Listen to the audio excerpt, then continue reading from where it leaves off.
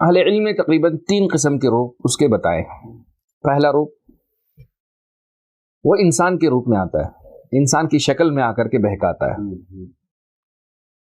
اس کے لیے سورۃ الانفال کی آیت نمبر 48 ہے 48, جس میں اللہ عز و جل نے فرمایا بدر کے موقع پر وَإِذْ زَيَّنَ لَهُمُ الشَّيْطَانُ أَعْمَالَهُمْ وَقَالَ لَا غَالِبَ لَكُمُ الْيَوْمَ مِنَ النَّاسِ وَإِنِّي جَارٌ لَكُمْ فَلَمَّا تَرَاءَتِ الْفِئَتَانِ نَكَصَ عَلَى عَقِبَيْهِ وَقَالَ إِنِّي بَرِيءٌ مِّنكُمْ إِنِّي أَرَى مَا لَا تَرَوْنَ إِنِّي أَخَافُ اللَّهَ.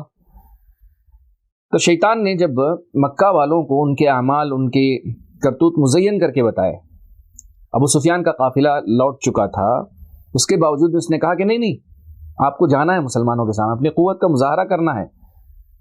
اور جب یہ آپس میں آمنے سامنے مسلمانوں کے لشکر کے سامنے آ کر کھڑے ہوئے اور جبرائیل امین کا نزول ہوا تو بھاگ کھڑا ہوا.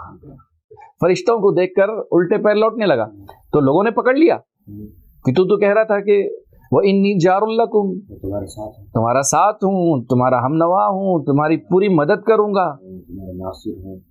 اب یہ بات کہاں گئی؟ تو اس نے کہا انی ارا ما لا ترون, مجھے وہ چیزیں نظر آ رہی جو آپ کو نظر نہیں آ رہی, جو آپ دیکھ نہیں سکتے وہ چیزیں میں دیکھ رہا ہوں. اور وہ وہاں سے بھاگ کھڑا ہوا. تو انسان کے روپ میں آ کر کے اس نے انسانوں کو بہکایا تھا. اس کا دوسرا روپ اپنے اصلی روپ میں آ کر کے بہکا سکتا ہے. بعض لوگ دیکھتے ہیں, بعض لوگ شیطان کو دیکھتے ہیں. جیسے آدم اور حوا کو اس نے جنت میں آ کر کے بہکایا تھا. سورۃ الاعراف کی آیت نمبر 20 اور 21 میں اللہ نے فرمایا فَوَسْوَسَ لَهُمَا الشَّيْطَانُ لِيُبْدِيَ لَهُمَا مَا وُرِيَ عَنْهُمَا مِنْ سَوْآتِهِمَا. شیطان دونوں کے پاس آیا اور اس نے کہا کہ اللہ نے تمہیں اس درخت سے کھانے سے کیوں منع کیا ہے؟ اس لیے منع کیا ہے کہ اگر کھاؤ گے تو فرشتے ہو جاؤ گے, اگر کھاؤ گے تو ہمیشہ جنت میں رہ جاؤ گے, مالک بن جاؤ. اللہ اکبر. دیکھیں دھوکہ دے رہا ہے. تو شیطان نے بہکا دیا, تو اپنے اصلی روپ میں آیا تھا. مفسرین نے اس بارے میں لکھا ہے کیا وہ اپنے اصلی روپ میں آیا تھا یا کسی اور صورت میں آیا تھا, لیکن بعض مفسرین کی رائے یہی ہے کہ وہ اپنے اصلی روپ میں آیا تھا. بعض مرتبہ شیطان جو ہے کوئی بھی ایک روپ دھار لیتا ہے, اس کے بعد لوگوں کو بہکانے کی کوشش کرتا ہے. الغرض شیطان کے روپ میں آئے, انسان کے روپ میں آئے, جب شیطان کسی بھی روپ میں آئے بہکانا چاہے تو ہمیں کیا کرنا چاہیے؟ کیا بات ہے, مدے پر آ رہا ہے. ہمیں کرنا یہ چاہیے کہ ہمیں شیطان کے شر سے پناہ مانگنا چاہیے. سنن نسائی کی روایت ہے 5508 حدیث نمبر ہے.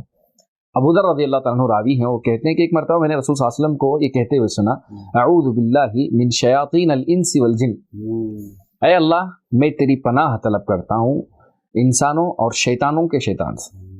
شیطانوں میں سے جو شیطان ہے اور جو انسانوں میں سے شیطان ہے, ان دونوں سے پناہ طلب کرتا ہوں.